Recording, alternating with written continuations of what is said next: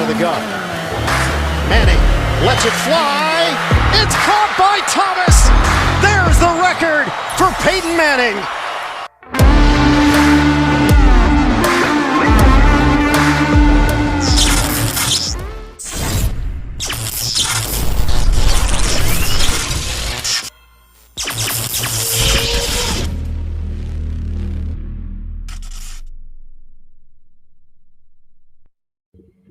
Saludos and salutations, Broncos country, and welcome to another exciting episode of Broncos Talk. I'm your host, Adan Diaz, and joining me as always to my right is my co-host at Richie. Richie, how you doing today, my friend?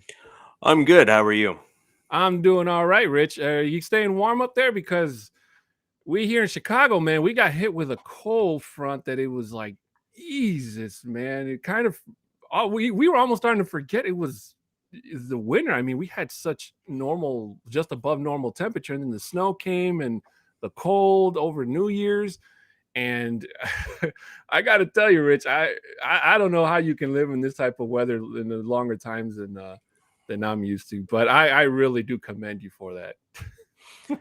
Yeah, it's cooled right off.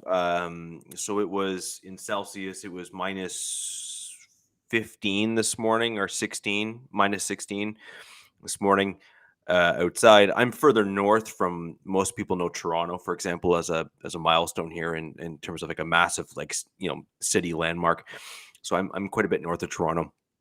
So it's quite a bit colder where I am here. Normally we're about 3 to 4 degrees, in some cases cooler than Toronto in most days. And I also get about double or triple the amount of snow. So where I'm at here, we've had snow off and on for the last several days. So, you're talking an inch or two at any given time. And I'm expecting, from what I saw from the forecast, I'm going to get a massive dumping in the next few days here. But we had an interesting game last Sunday. Mm-hmm. I think that's putting it indeed kindly. Lots to talk about, lots to unpack, lots to go over, and a whole lot of Broncos rumors and everything surrounding that game as well. So we have lots to discuss. Also, for later on the. I didn't read. I read it in my mind. So I was actually thinking of making a joke like that, but I didn't. So the boss beat me to it. So for those of you who can't see that comment, it's the boss Madunga saying, "Do you currently need to wear your boots?" Oh, that's great. I love it. Look, I have American relatives, and so I totally understand the we'll say less than subtle jabs. I get it. That's fantastic. No, only when we're out and about.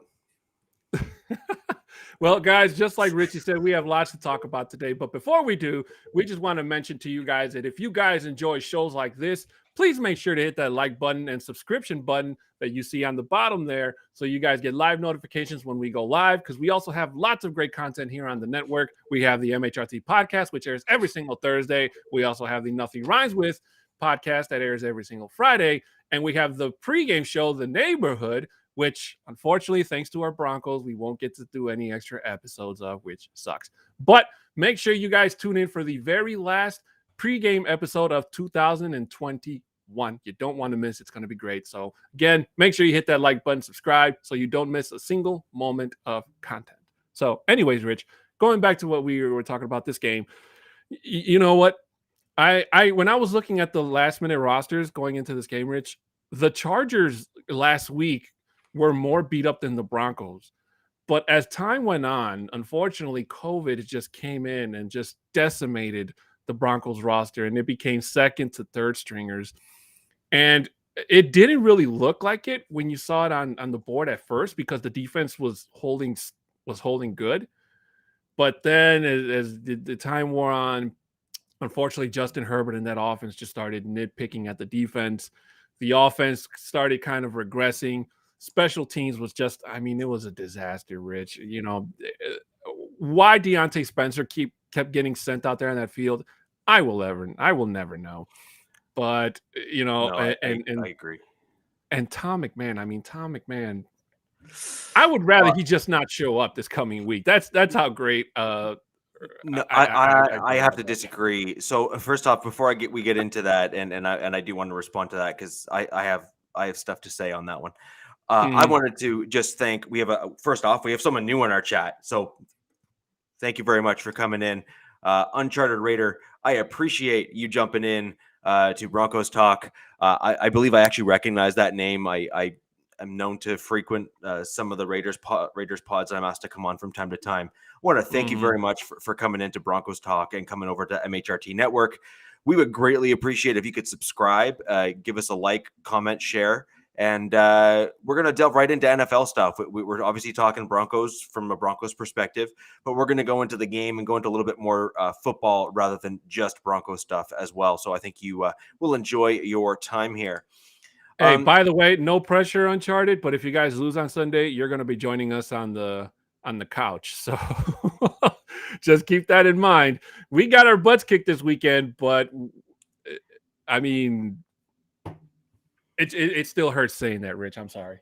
Can we just rewind a little bit though on the previous comment there? So with most weeks, I will absolutely agree with you in the fact that we're talking so for example, if you look at this past game against the Chargers, when you look at the defensive players that were out there with so many of the Broncos that were on the COVID list and whatnot, they actually performed quite well when you truly look at the overall score. I realize it's not flattering necessarily, but when you actually look at the game and you look at how we performed, given how many, A, B, C, and G players we had out there on our roster, they actually did really, really well. They really did.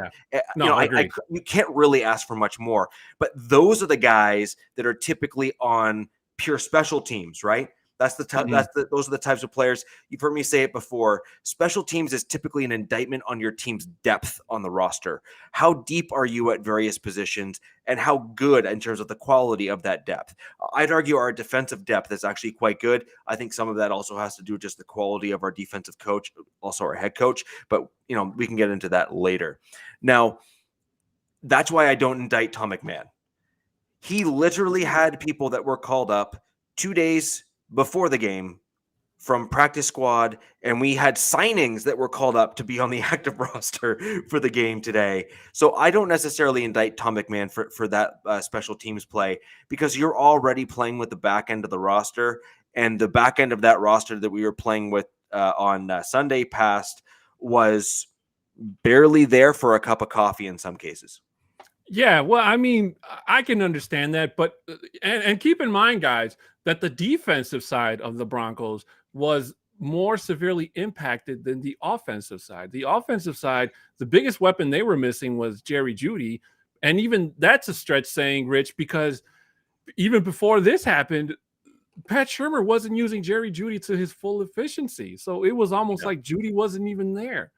So and the defense, just like I said, they bent, but they didn't break that first quarter. The second quarter, they kind of started to because they kept being put in uncomfortable positions. And then Kyle Fuller, I'm sorry, he played worse than almost any second or third stringer that laced up their cleats on Sunday. I mean, he just gave up you can't. That's how lost for words I am when I see that play, Rich, and watch Mike Williams just run right past him. It's like he didn't know the coverage and expected Justin Simmons or somebody else to cover Mike Williams. And it wasn't until he turned around and he was like, oh, crap, wait, there's nobody there, for the touchdown. And I don't blame the Chargers at all, because the last time we played them, they left with a bad taste in their mouth. So they didn't show no mercy on us, picking on a team that wasn't at 100%. So, kudos to them for their victory. Unfortunately, it not only did it shatter our morale, Rich, but it knocked us out of a potential playoff run. And now we're going into this coming week's game. We'll probably more than likely get some guys back from the COVID list, Rich. But at this point, I'm guessing the coaching staff they're teetering, because a lot of them know that after this, I'm guessing that by Saturday's end, maybe into Sunday morning, a lot of them are going to get that pink slip notice. And they might not have to wait until Monday when the NFL season is officially over. So there's an Regular interesting season. concept that I was reading up on, actually, which is we may well want to place some of our starters in certain key roles, but then perhaps look at rotating in other guys instead in some of the other key roles. Now, before you lose your mind and start screaming at me in the chat, or to my left over here, telling me that I'm a fool, hear me out on this. Right now, you're going to end up with a lot of the starters that are on our team that are likely going to be back next year. They're probably not going to be wanting to go full tilt because they're going to want to protect themselves. You obviously are familiar with the term making that business decision. We're mathematically out of the playoffs. This next game is literally only for spoiler. And most of our kind of key starters and younger guys have all just been recently re-signed, or they have a couple years left on their deal. So they're probably not going to get a contract in the offseason for the most part. So you have some kind of mental math to do, I think, in terms of a coaching staff now, to look at guys like bringing back in Seth Williams, for example, and having him play in this game. Maybe a reasonable option for the Broncos to do. Having someone like Eric Saubert step into a more predominant role, because he's been an excellent tight end for us this year. People don't give him the credit that he really deserves in terms of how well he's played. And we may want to see if he can perhaps be a true complementary tight end for us, to perhaps even re-sign him next season if we feel that we want to bring in that third tight end and maybe not go through the draft or rely on maybe an undrafted or a street free agent type. On the flip side of that, you already have Quinn Miners playing right guard. Dalton Reisner is probably going to be out. So then the question becomes, do you want to start rotating in other guys to see if they are sufficient depth? So, for example, Garrett Bowles, do you rotate him out and put in Bailey, for example, a left tackle who was quite serviceable when Bowles got hurt? Do you look at keeping Cam Fleming in there, because you can probably bring him back on a cheaper deal, and he has actually looked quite good when he's been in the games at right tackle. He's had a few moments, but let's be honest, generally speaking, he's looked quite good. And frankly, in some instances, he's actually looked better than Massey has at right tackle in some games and in certain situations. So you have a bit of a balancing act to play as the Denver Broncos.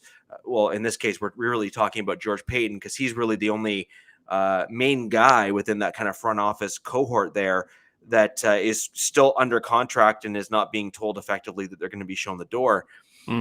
And again, you have edge. So I think we already know what Malik Reed is. I think we know he's a reasonably good player, but not that difference maker on our team. So would we not want to see more of Andre Mintz? Would we not want to see more of Aaron Patrick, and then hope we maybe get, say, Jonathan Cooper and maybe a couple other guys back? Like, see what our depth can look like, because you're probably going to get better play out of them, because they're going to want to show that they deserve to be back next year, especially since some of these guys are on kind of that 1-year signing and they're kind of at the back end of the roster. So we need to know what we have, and we need to know who we need to keep. Right. Well, and Josh K here has a question here as far as Rich. Josh, thank you so much for tuning in, my friend. He says, who do you guys think our new offensive coordinator should be? And, that's actually a good question, Josh. And it's something that's been flying around all of Broncos Twitter, if you've been keeping up with that.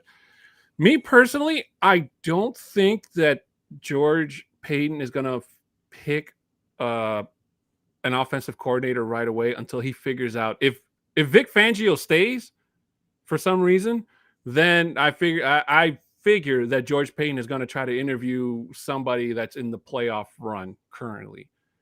If Vic Fangio gets fired, then I believe that George Payton is kind of maybe have a couple names in mind, do some interviews, but I don't think he's going to pull the trigger yet until he figures out who his head coach is. So he brings in his new head coach after the postseason's over. They kind of put their heads together, try to see who fits in. Maybe George gets their input, and then have pick an offensive coordinator together. So you try to get two people of the same validity, or George Payton could just let whoever the new head coach would be, go out and pick your own staff, which is what happens anyway when a new head coach comes in.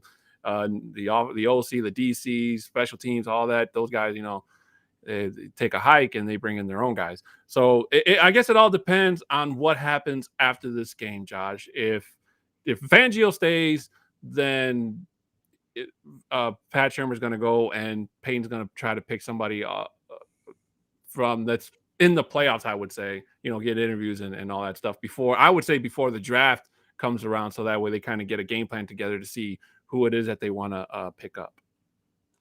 I actually think that we're in just between a rock and a hard place. I mean, I have no other way of putting it. I mean, you can insert the other saying, like you're in a dilly of a pickle, whatever you want to insert as your saying of the day for this. The Broncos are in a super interesting position right now. So for starters, we're getting a new owner, and that's already been pretty much alluded to / guaranteed within the media reports. So odds are in the kind of deeper into the offseason, we're getting a new owner. Now, that's not going to stop us from performing the coaching search. So 6'10", you already indicated there, which is, you're kind of at a bit of a crossroads. If you keep Vic, then you go one way. If you don't keep Vic, then you go another. So if you don't keep Vic, then I basically think that it's completely up in the air. I think at that point there, then your focus shifts to finding your head coach, and you then allow your head coach to pick the offensive coordinator. So I think that's kind of door A, if you will. And then door B is if you keep Vic, then you work with Vic, and like George and Vic kind of work together, and they say, okay, who's our quarterback and who are we going to target as our quarterback? So, for example, one option there would be we saw some things in Drew Lock at the end of this season that we really liked, and we think that he might be a viable option for us. And if that's the case, what types of systems and plays have we seen Drew look the best in? And then it would be in your best interest as a team to find an offensive coordinator that complements that style of play. If on the flip side of that, you're saying Drew isn't the guy, Teddy isn't the guy, Brett isn't the guy, we're comfortable either trading or moving on from all of them if we actually go that route. And at that stage there, you then need to say, we are targeting this guy. We are not letting this guy go. And therefore, you would then want to find an offensive coordinator that would either potentially help you land that quarterback. So like Aaron Rodgers, for example, may have a certain offensive coordinator. So you'd maybe want to coordinate things between the agent and kind of set things up the right way. That would be what my answer would be. I realize it is quite a winding road to get to any kind of response there, but you have to understand is we have so many variables on our team right now that you really can't just give a very linear and direct answer. Other teams in the league are in different positions than the Denver Broncos. Some of them have their quarterback, but they don't have the offensive coordinator. Mm-hmm. And that really puts you in a different position to kind of pick apart, for example, Uncharted Raider being here. The Las Vegas Raiders are in a different position. They have a quarterback under contract. So unless they make a decision to trade Derek Carr in the offseason, you already know what your quarterback's strengths and weaknesses are.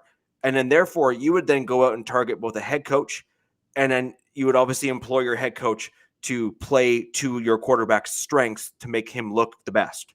Mm-hmm. So they're in a much, much different position than we are because ownership and everything else is already settled. No, I totally agree. And you're right there.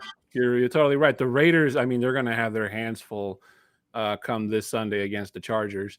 And I'm pretty sure that they may have not watched the entire game going, but I'm pretty sure they've seen highlights of our game just to try to get an idea of what the Chargers might bring. But so far, the Chargers have been a roller coaster team, Rich. It's like 1 week Justin Herbert is, playing like Patrick Mahomes, and then the next week the Chargers are getting flounced by the Houston Texans. One of the worst teams in football right now. So it doesn't matter which side you look at it. You just don't know which one you're going to get. So with this game, I will say though, Drew Lock did play a lot better than we expected him to be. The passes were on point. It wasn't like the Drew Lock of old where we saw him kind of force the ball, threading it, putting it in places it didn't need to be. He finished the game without a single interception, which is by far a miracle at this point. But unfortunately, he didn't throw a single touchdown at the same time. So But you can chart that to the fact that some of his best weapons were taken away from him, and he still had Sutton, but Sutton was usually in double coverage. Locke had a so thrown touchdown. He threw it to Fant.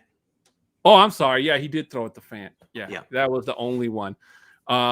See, I was thinking Teddy Bridgewater for some reason, and but if you go back and look at that though, Rich, the way that Drew Lock uses his tight ends was, I mean, it's amazing. And Noah Fant was the reason why Drew Lock looked so good back in 2019 when Drew Lock took over for Joe Flacco. And you just saw don't forget there. Jeff Driscoll. And Jeff Driscoll, yeah. So the potential for Noah Fant is there, but unfortunately, we just don't have the right guy to unlock it. And you could say it was Pat Shermer's scheme. You could say it was Teddy Bridgewater's playmaking ability. I mean, it really doesn't compute when you think about it. But one thing that we do know, Rich, is the potential for Drew Lock. It's there. We just don't know who could be the guy that could take Drew Lock to the next level. We know it's not Pat Shermer. We know it's not Vic Fangio. We pretty much know that it more than likely isn't going to be anybody on this staff after Saturday's game. So if this is Drew Lock's last season with the Broncos, I wish him the very best in whatever team he goes to going forward.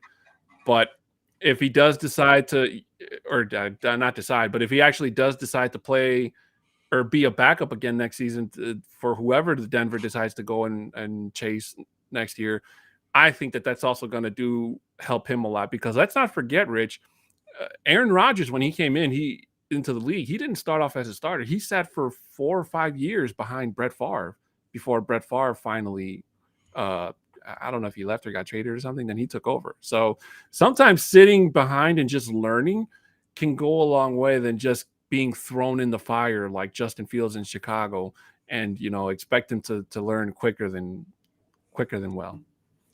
Without getting too deep into those weeds, I also think that when you have someone like Joe Flacco, who in an open press conference effectively said, "I'm not teaching him." Yeah. I mean, I realize I'm paraphrasing, but not by much, right? Mm-hmm. And when you have a young guy who you draft who requires polish and has basically the requisite skill sets to be a really good quarterback in the NFL, at the end of the day, what it comes down to is you need someone to show them the ropes and help pull it all together. So can you get a guy? I'll be quite honest. I mean, Teddy Bridgewater, from what I can tell so far, from what I'm seeing from Locke now, he's played 2 games as a starter, prepped, put in the work. I mean, we're seeing a much improved version of the same player. Now, this is his 3rd season in the league, so you'd expect to see a bit of a bump anyways. But you're starting to hear Drew say some things in the pressers that he never said in those first 2 years. You're starting to hear Drew, or see Drew rather, on the field make some better decisions and improve on certain things that we wanted him to. And just before anyone else wants to jump in, that near interception, I do not put on Drew Lock. Kendall Hinton fell multiple times in that game, and at least one of those instances, Lock was trying to throw to him in stride, and because Hinton tripped, it was a near interception. And the fact that it wasn't intercepted is a bit of a testament just to the ball velocity and just the speed, the zip that Drew puts on the ball. I actually firmly believe that if Teddy was at quarterback and attempted to make the same throw, that there's a better than not chance that ball would have actually been intercepted, just because Teddy typically does not throw with the same velocity as Drew. Yeah, and our good friend Uncharted Raider here has a question for us, Rich. He says, do the Chiefs fall from the 1st seed if you guys somehow pull off a win by some miracle? LOL. Well, currently the Chiefs are in 2nd place, And the Chiefs need the Titans to lose. So even if the Chiefs beat Denver this coming week, which more than so is looking like they're going to start their starters, then the Chiefs would also need the Titans to lose, if I'm not mistaken, because they're up a game over the Chiefs because the Bengals beat the Chiefs, if I'm not mistaken. But if the Broncos beat the Chiefs by some miracle, then yeah, the Chiefs, even doesn't matter what happened with the Tennessee game, the Chiefs are going to end up with the number 2 seed because I think who was ever behind the number 3 isn't close to catching up. I'm not sure yet. But to answer your question, Uncharted, that's what I think.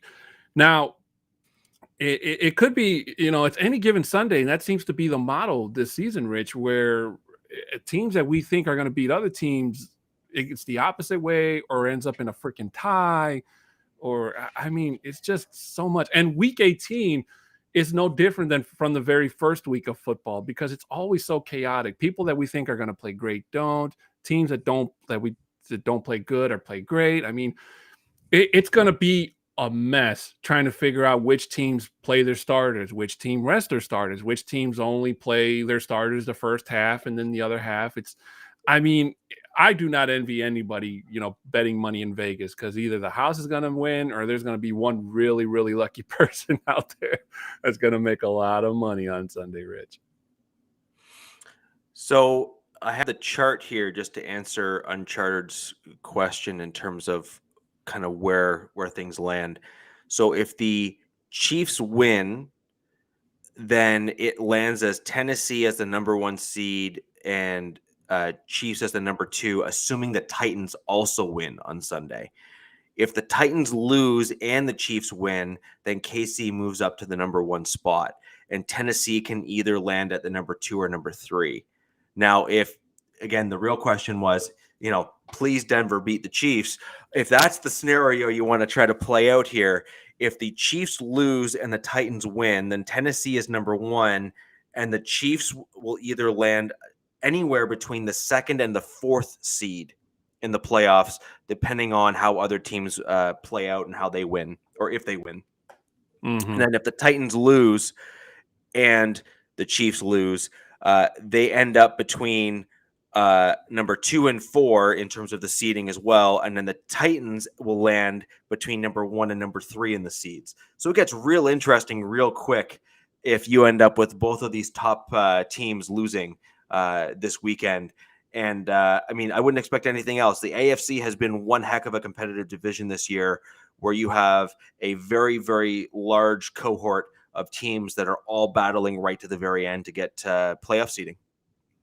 Yeah. And, even though Denver isn't playing for a playoff spot, Rich, Denver's kind of in the same position that they were at the very end of the season last year, where even though the Broncos weren't making the playoffs again, there was really no reason for them to not play any of their starters, and they should, because they need to go out there and prove that, they're still getting paid to play football, Rich, and they shouldn't have to settle for a better draft position should they lose. And I think that if the Broncos defense can get most of their guys back that didn't play last week, there's a very good chance that they can beat the Kansas City Chiefs, because the Broncos defense has made Patrick Mahomes very uncomfortable over the last couple of years. And it's been a while since Mahomes himself has put a beat down on Denver. Most of the reason the Chiefs have beat us is because our offense hasn't been able to match up with theirs, and then there in some games it was special teams making mistakes and Vic Fangio not coaching correctly and giving an offense a fighting chance to try to make a comeback. There's been other reasons besides the offense, Rich, but one thing's for sure, and Patrick Mahomes knows this. If it wasn't for our offense not being able to pick up the slack like the defense, I would say that it would be more, one-on-one, dividing the division between the both of us instead of constantly getting swept by the Chiefs. And because the Chiefs need to win this game, Rich, I have a feeling that they're going to start their starters.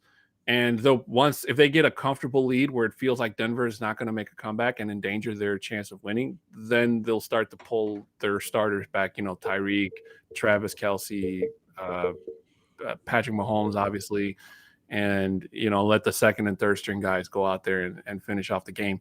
But I really don't see that happening because Denver has always kept Kansas City, at least the last 2 or 3 years, close, and it's been a while since it's been a blowout. Right. So I think the one thing to keep in mind here, first off, EJ, thank you for your comment. It really meshed well with what 6'10" there was saying. So just to read that aloud, our defense plays hard only to have the offense go 3 and out and punt the ball back to the other team. We are not playing complementary football.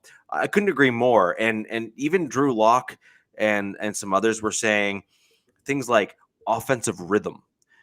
Things like creativity or, getting into a groove. We heard multiple variations of what was effectively the same thing, which is we weren't building play over play. We weren't doing the types of things that you need to do. I don't know if you remember hearing Von Miller, and I realize this is the defensive side of the ball, but Von Miller used to always say he would do the same moves over and over again against the same types of players to try and show a certain look. And then what he would do is show the same move, but then flip it so that it would completely throw him off, that other player off, and then he'd get home and get a sack on the quarterback. So his whole comment was, you keep building upon what you're doing to really throw the other team off. Now, if the Chiefs do what you say that they're going to do, 6'10", I actually think that we have a reasonable shot if we can get a proper return. And my gosh, I really hope Boone is back there returning and not Spencer, because he's been near the bottom for me. Glenn Hauser from our flagship show, Mile High Roundtable, he and I were in lockstep this offseason where we did not want Deontay Spencer. We wanted someone who is a little bit more versatile and could actually be a valuable positional player as well. Deontay Spencer has proven not to be a valuable or at least a complementary positional player at the wide receiver position. And I think Mike Boone, from what we saw from a few weeks ago now, has shown that he can step in and play that running back role, but he can also play that return role, which I would really like to see us use more. But to kind of build off of that, if they have to bring in kind of two of the same guys where they might have actually sat one and brought in someone else who is perhaps better on special teams, we might have a better shot or a reasonable shot with Boone back there with guys that aren't used to playing special teams, very similar to what we had against the Chargers this past week, where we might actually be able to pull one off, or we can get a real long gain or real long run, even maybe a run back for a touchdown if we're real lucky, on the Kansas City Chiefs if they choose to start doubling down on the same players. Yeah, and before we go into the next part of the segment here, Rich, Johnny Baki with a question saying, if the Broncos break the losing streak to Kansas City on Saturday, what do you think the odds of Fangio keeping his job are? So, quickly, Rich, I don't think that win or lose, it's going to affect the decision. Me personally, I think the decision's already been made. If the Broncos lose, then I think it'll make it worse. But if the Broncos win, I don't think it's enough to kind of teeter George Payton's mind into, okay, I'll give you one more chance type of thing. There was something kind of weird about Fangio's last press conference, and some people say that they saw the writing on the wall. Others say that, Vic feels like he's kind of safe. Like he knows he's going to keep his job. I mean, nobody knows. All of that is completely speculation at this point, Rich. But if I had to guess, I would probably say that the odds don't change because George Payton has seen the exact same games that we have. And he knows that John Elway and Joe Ellis are out of here. So once those guys have left the building for good, George Payton, I have a feeling if he doesn't keep Fangio, he's going to tear down and rebuild from the ground up. Or if he keeps Fangio, he's just going to, lay it into a couple of people. Hey, it's either you shape up or you ship out. I agree. I actually think that decision's already been made. Now, I think, in my opinion, from what I could tell, it sounded an awful lot like Payton is probably going to want to keep Fangio on as head coach. Just I'm kind of reading between the lines a little bit. And I have a funny feeling based on what I've seen from Albright and some others that the problem is clearly on the offensive side of the ball. And as Broncos fans, if you recall when we had a great day at practice, guys, as our head coach, He was almost like a combination of Coach Clapp from the Cowboys and then his own iteration of giving us some memes that you typically got from Jerry Jones, where you always got those one-liners where you just, shook your head and say, you don't realize what you're doing. But the one thing that we had an issue with Vance Joseph is that he was a defensive-minded coach, but the defense was worse. Mm-hmm. Like he couldn't maintain a reasonable performance on the defensive side of the ball, right? Mm-hmm. And so the one thing that we can honestly say, and we should be able to be honest about with Vic, is, can anyone honestly say that our defense is bad? I mean, don't take what you saw against the Chargers at heart, by the way, guys, because it wasn't our full string guys playing as starters. Yeah, for the record, I'm just saying. Yeah, like we didn't give up 50 points. Like that's what I'm saying is we had guys that were called in 2 days before or a day before the game, and some of them were our backups on the field, right?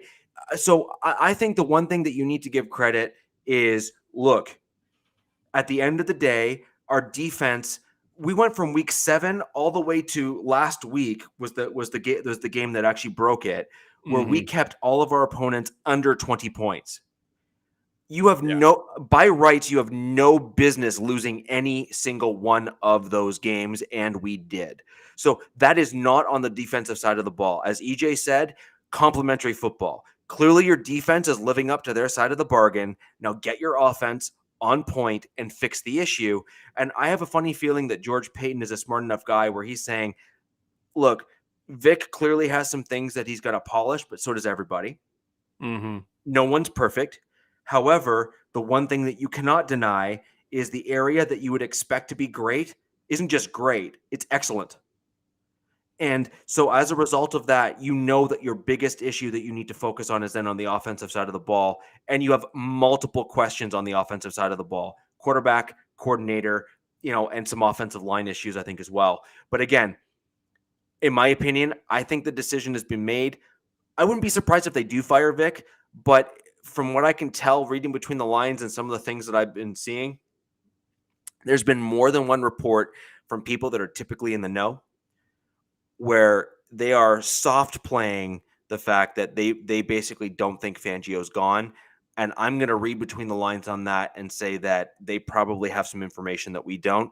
I'm going to go further than that. I know they have information that I don't. So I'm going to kind of read into that a little bit more than I otherwise would. All right, guys.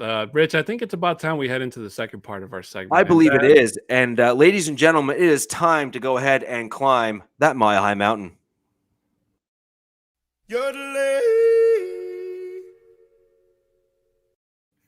I thought you were going to pause, so I mistimed it. My bad.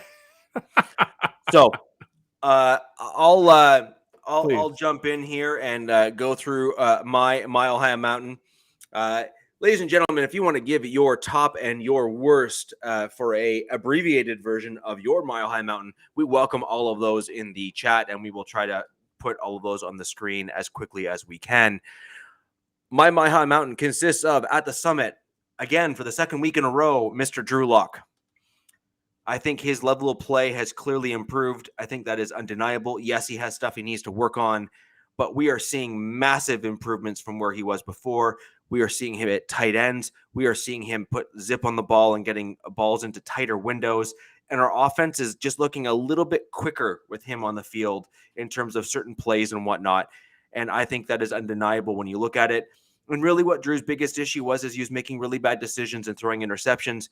And this is now the second game in a row where he hasn't thrown any. So I think credit where credit is due. Again, if you're going to critique, you also have to give praise when he makes those changes and does well. Top of the summit for me is Mr. Drew Lock. On the rise, I have Noah Fant. Noah Fant had himself a game, and he did well. He caught a bunch of passes, and we saw a little bit of a glimpse of really what should have been for most of the season for Noah Fant in that game. He caught a touchdown.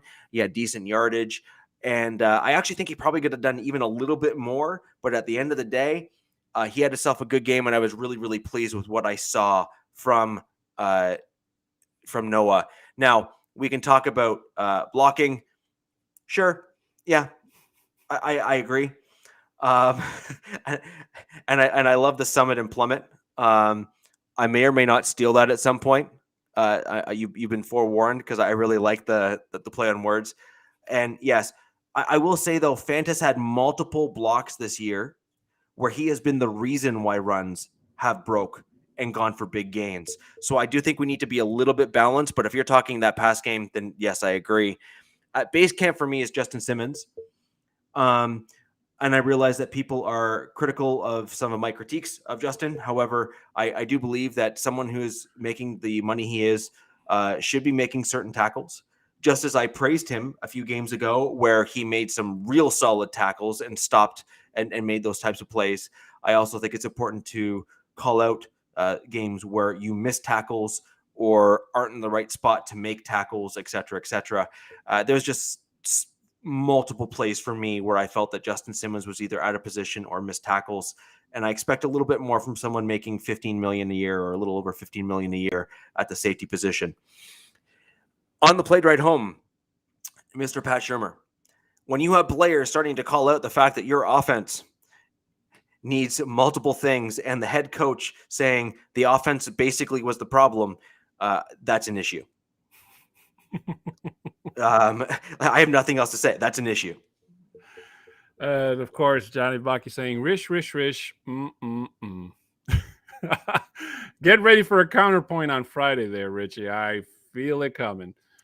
Well, that's fine. It doesn't mean that bad things didn't happen in the game. It also doesn't mean that Justin didn't make good plays. My whole point, though, is from a player that is making top-tier money, I do expect better play than what I saw against the Chargers, especially considering he is, in fact, a starter.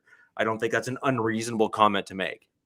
Yeah, well, for mine, I mean, my mound is almost as similar as yours, Rich. Top of my mound for me is Noah Fant. I mean, when you finally get Drew Lock, a guy that can actually use Noah Fant to his potential, you kind of get that bust bubble away from him because a lot of people were starting to call him a bust going into the season, even though Noah Fant was picked by most of the analysts in terms of, being the number one guy in Denver going forward.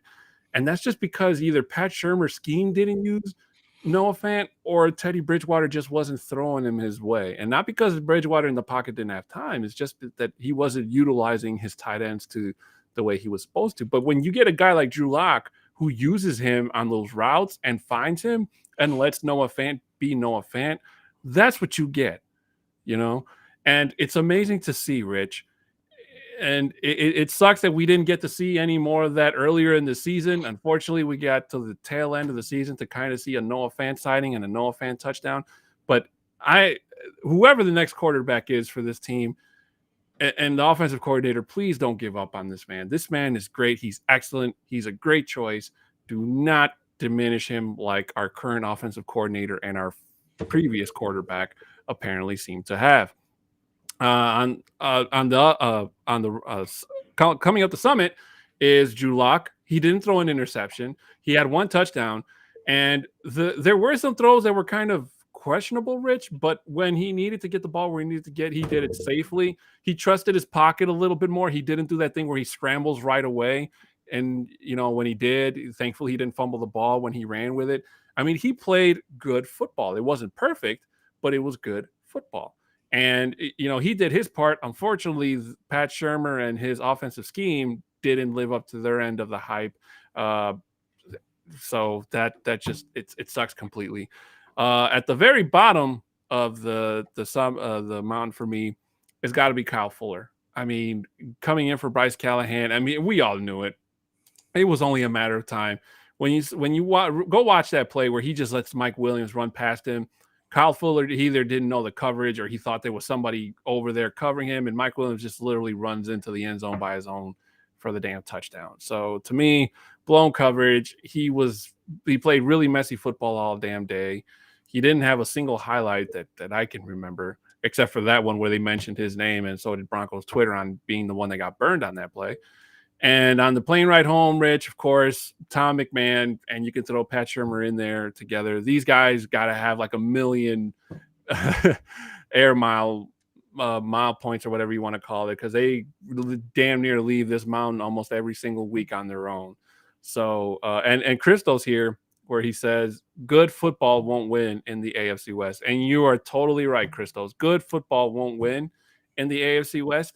It'll win you sometimes, but in this AFC West with guys like Mahomes, Carr, and now Justin Herbert in here, we need to find a guy that can, keep pace with these guys and just uplift our offense to a whole new level. I agree, but I actually think Locke played better than good, especially these past 2 games. So if you're not turning the ball over, you're already a good portion of the way there.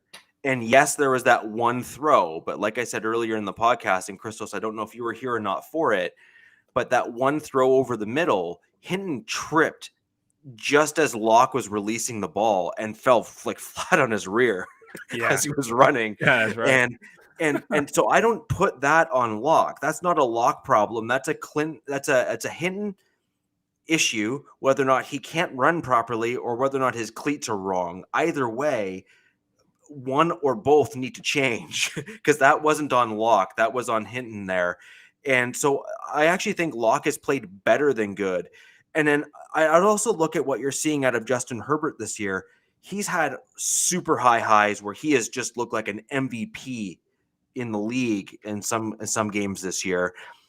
And then you've seen other games where you start questioning if he's gone back and has forgotten he's actually played in the NFL before, because he's making some throws that are just absolutely just mind-boggling to you in terms of quarterback at the NFL level. So I do question whether or not Drew is any worse than that if he can continue to play the way that he's playing right now. Because if he can play consistently like this and not throw interceptions, I think Herbert can kind of keep you at that steady, elevated-ish level in the NFL. And with a more creative play caller, not forcing routes to have to develop 10, 15, 20 yards downfield in order for them to be successful like Sherman likes to do. I think you need coaches that allow mid to intermediate routes to get the 6 yards, 4 yards, and then have an outlet. And if you can start going through those progressions and having better, more creative play calls and route trees called, for example, there was multiple routes in that Chargers game where receivers were running into each other. Mm-hmm. Like the routes themselves had them cross, and based on timing, they were hitting one another. You can't have that. That's bad play calling. That's bad play design. Right. And I think it's about time we get to the third part of our show here, Rich. I agree. We have a wonderful Hot 5 guest for you. You want to go ahead and roll that film? Yes, ladies and gentlemen, Rich and I would like to proudly present to you the finale of the Denver Broncos season of the Hot 5.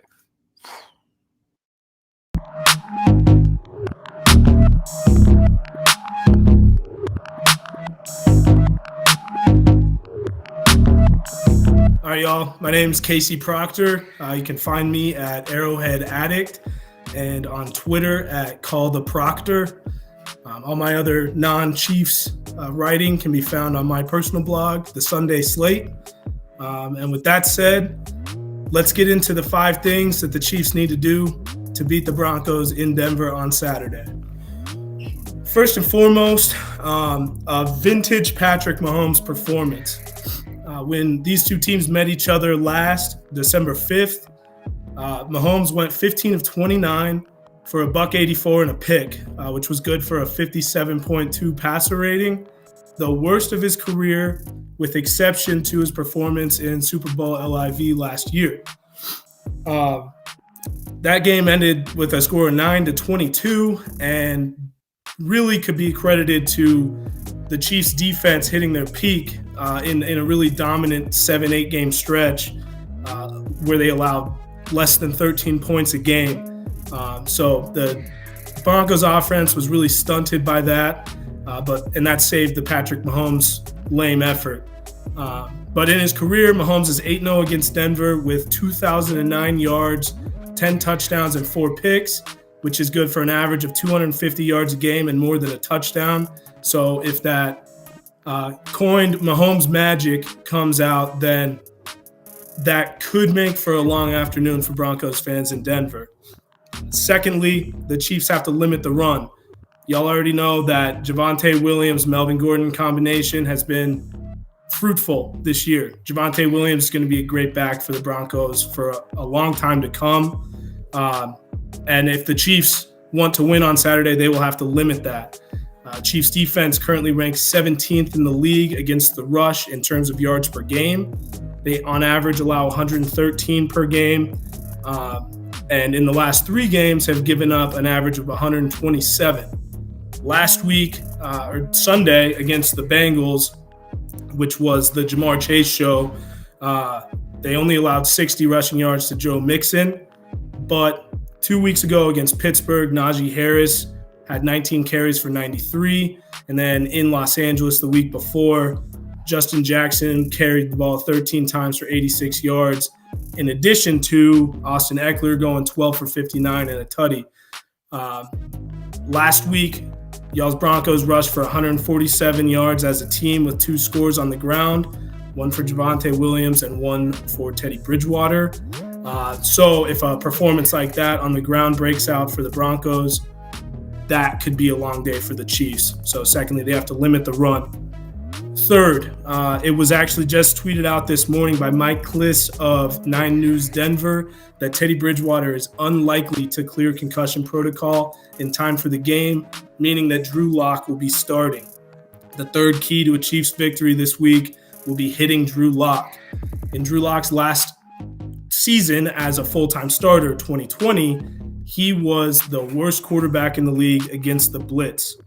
All pressures of more than 4 men led him to a 47.5 completion rate and a 41.5 passer rating. Worst quarterback in football against the blitz. And as we saw last week against Cincinnati, Steve Spagnuolo, Chiefs defensive coordinator, is down to bring the heat, and you can expect to see that with Drew Lock under center. A little spin off of that, the fourth key to a Chiefs win is to remain flexible on defense. Like I just said, Spags was bringing pressure, heavy pressure, on a very regular basis against another young quarterback in Joe Burrow. Burrow has been phenomenal this year and has actually proven to be elite against the blitz and turn that against the Chiefs on a regular basis. Jamar Chase last week had 266 receiving yards and 3 scores, which was the greatest receiving week ever against the Kansas City defense. Wide receivers, tight ends, running backs, rookies, vets, everybody. Best receiving performance ever against the Chiefs last week was Jamar Chase. So while it's imperative that the Chiefs front 7 gets pressure on Drew Lock to keep him uncomfortable, it's essential that the defensive game plan remains flexible so that a Jerry Jeudy, assuming he's back from COVID, or Cortland Sutton doesn't gash us deep.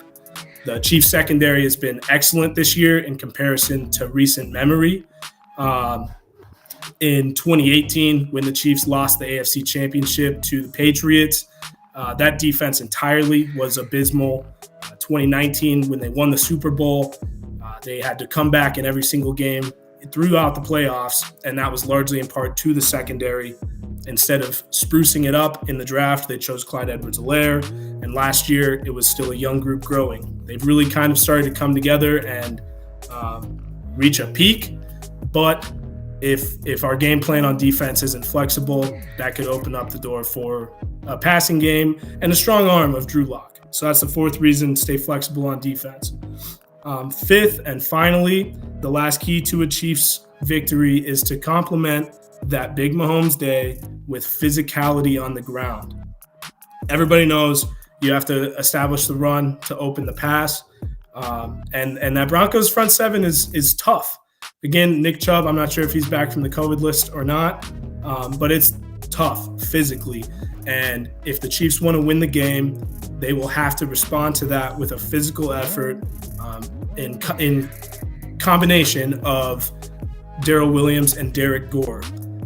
It's still yet to be determined whether or not Clyde Edwards-Helaire will be playing, nursing that shoulder injury. My personal opinion is that they'll leave him on the shelf to give him that extra time to be ready for the playoffs. And with that said, Derek Gore and Darrell Williams have been the most physical backs for the Chiefs anyways. So the fifth and final reason or necessity for the Chiefs to win would be a physical effort on the ground.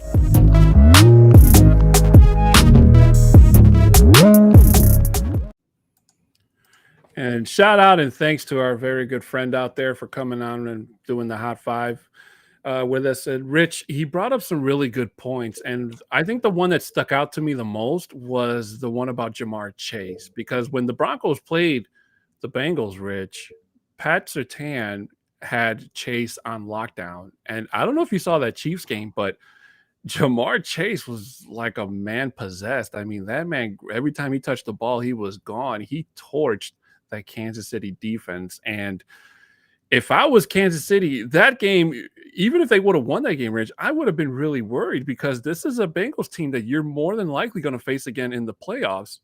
And losing to them in the playoffs, even though you won during the regular season, would hurt a lot more, because it's win or go home. There was a lot of Jamar Chase certainly had himself that was just wow. Good for you. Friend of the show, Houday, from the super fan there of Sean the Moore. Bengals. Sean Moore, that's right. He's got to be he's got to be just beside himself, giddy in terms of what he saw from Jamar Chase there. And what's great is they have the quarterback and they have the receiver, right? So you kind of end up with both the yin and the yang in terms of that offense there. And then add in that, we'll call it the three-headed monster of sorts, where you have Mixon, who is obviously a super talented player there as well. Now, there's two things that I did want to make note of, and that is, we'll just put it this way. We didn't run the ball particularly well the last two games compared to how we've typically done. We had 73 yards rushing between our two running backs against the Chargers, which is quite a bit lower than what we're used to seeing from our Denver Broncos, given the fact that we've basically got two top-tier running backs in the NFL up until the last two games here. So I think one of our big things that we need to start doing is getting them running the ball again. We need to really start pushing around and getting some rushing lanes and finding ways of getting the ball running downfield. That's, in my opinion, how you're going to really set things apart in this game with the Kansas City Chiefs. You're going to then start controlling the time of possession. You're going to then start controlling a bit of your own destiny in the game, just because if you can drive the ball kind of in those chunk yards down the field, you can then A, stop Mahomes from scoring, because that would be wonderful. And B, you can also start getting yourself some more controlled, portions of the game. I think one of the ways we can do that is by helping our tackles out on the edges. And that means flanking tight ends. So more 12 personnel sets. So tight end off the left tackle and tight end off the right tackle. I've been preaching that for most of this season. Main reason for that is it works really, really well for us in the preseason, and we saw some great success from that as a style. Instead, talk about uninspiring and almost shooting yourself in the foot play calling by Pat Sherman. Rather than sticking with what's working, rather than doing what's working, what he's done is he's stacked the tight ends either on the far right or the far left. And so therefore what you're then doing is you're leaving one of your tackles completely on an island all by themselves. Mm-hmm. And when your goal is to try and push other full-grown men out of the way, and your tackles are struggling to seal the edges to allow long runs either on the outside or then allow that push and that separation in the middle of the defensive line of, in this case, the Chiefs, you need all the help you can get. So you need your offensive guards to be able to focus a little bit more singularly on a certain type of block and not have to worry about acting like they need to be on a swivel in order to protect. It also forces Kansas City to change their defensive game plan, which anytime you get to force a team to play to you, always works out in your favor. Yeah, and you know what? Chris Jones has, ever since he came back, Rich, he's turned that Kansas City team around. He's good. So our offensive line is going to have their work cut out for them in terms of trying to get him Sanchez. But not only that, Rich, we just need to find a plan that works. You mentioned the running game against the Chargers. Fantastic plan, would have worked if Pat Shermer would have stuck with it. But unfortunately, I think that in this game, Rich, we're going to see things that we didn't. We kind of got a flash of them last this against the Chargers, but we're more than likely going to see more of them happening, and that's because the Broncos literally have nothing to lose. Only the Chiefs do. So I have a feeling that we're going to see more going forward on 4th down. Even it could be 4th and 9 or 4th and 10 or 4th and goal or what have you. I have a feeling that Fangio is going to keep rolling the dice instead of sending McManus out there to kick a 60, 70-yard field goal attempt, which actually he might not even play because he's on the COVID list, Rich. So he might not clear protocol. So it might be Denver being forced to go for it on 4th if they can't find a replacement kicker by then if McManus doesn't clear protocols. So hold on, he was put on the COVID list Monday. Today. Was it Monday? Monday, yeah. All right, so yesterday. That he the only way he's coming off that list is testing negative on game day. Yeah, so it would literally be down to the wire type of thing. I mean, that's a squeaker, right? Like now, there's a couple players this past week that did that where they tested, like Wentz, for example, for Indy for our Raiders contingent that's been in the chat here this evening. The Carson Wentz tested negative and was fine. But if both Martin and McManus test negative, then they potentially clear it. But I mean, that's a real. I mean, you're looking at a very, very short window, and you're looking at the new bare minimum of requirements, not that extra 6th day. I'm well aware it's 5 days. I mean, that's why I was doing the math on it. But obviously, the extra day of playing on Sunday versus Saturday may actually be an issue. Yeah. So I mean, I just think that Pat Shermer needs to open up the playbook, which he kind of did. Was it at the very last game last year or the one before where he actually started to run screenplays? He actually started to run plays that you would never see on a Pat Shermer. There's one error in that. You had plural as in S.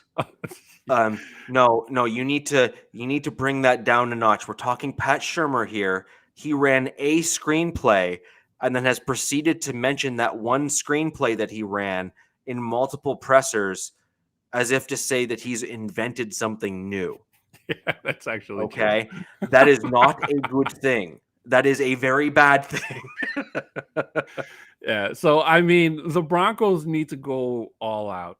They need to pull out all the stops because the Chiefs they're not going to come in here into Mile High and literally lay down and say, oh, we're going to go to the playoffs. So who cares? They need to win this game. They know that they definitely need that bye week. It could help them go a long way. And if the Broncos can play spoiler to that and say, hey, Denver might not be playing the following week and until September, but there's a good chance where you guys might get knocked off because, somebody gets injured on Sunday, somebody gets on the reserve COVID list. I mean, anything can happen, Rich, from Saturday. I'm sorry. It's from Saturday up until whenever the next time the Kansas City Chiefs suit up for gameplay. So if the Broncos can play spoiler to that, all the more better. The only good news that we have going for us right now is we had such a high number of players that landed on the COVID list for last week's game that you have to think that most people that were going to test positive probably have. And I mean, obviously McManus and Martin, they're in the same room. So, maybe that was a thing. But at the end of the day, you have to think that the majority of those guys that were going to probably test positive have probably done so already, especially with that massive wave that we had. So you'd also think that based on the fact that the majority of our team is vaccinated, which helps, and the fact that they've shortened that window down to a 5-day window of getting those tests and then testing out negative, you have to think that we're probably going to get a fair number of those guys back this week, at least you'd hope. I mean, these players are in absolute peak physical shape. They're almost all in their mid to early 20s. And most of that demographic typically does not have long, fits and spurts with COVID-19. So you'd think that we probably get the vast majority of the guys that were out last week back. And we have reasonable proof of that generally happening. And you need to look no further than the Chargers, who got a whole bunch of their players back just in advance of our game, and that was about a week later, right? So I think we're in reasonable shape as it pertains to COVID-19 and getting players both on and off the COVID list. So here's hoping. Exactly. But and just limit Vic Fangio has to treat this game like if he doesn't win, he'll be fired the next type of mentality. Not saying it's going to happen, mentality. So he needs to learn from whatever mistakes he's made over the season, and he needs his team to win this game because granted, we got shellacked this past Sunday. Team wasn't at 100%. We get it. Vic Fangio should be able to get most of his defensive players back should they clear COVID protocols by Saturday, as Johnny Baki has stated. And like I said, this is a winnable game, Rich, even if all the Kansas City starters start. Like we said at the beginning of the show, Patrick Mahomes has shown that he can be beat. And the Denver Broncos defense has always made it hard for Patrick Mahomes to go all Mahomey, throwing air balls and air bombs to Tyreek Hill and whatnot. He rarely does that a lot against Denver's defense. I'm not saying he doesn't do it. He does, but the Broncos defense has always found a way to kind of punish him for it when it does happen. So, Rich, going into final scores, I always pick the Broncos to win. So even though it doesn't look like the Broncos could win this game, I'm going to say that they pull the upset, probably the biggest upset of the football week. And I'm going to say 21-17 Denver.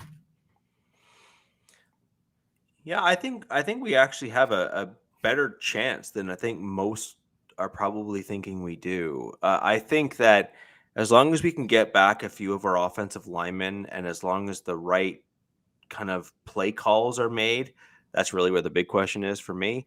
But as long as the right play calls are made, I actually think we have a real shot at this. And I think we can get back to our defensive ways on the Denver Broncos. And I think we can help keep Mahomes under 20.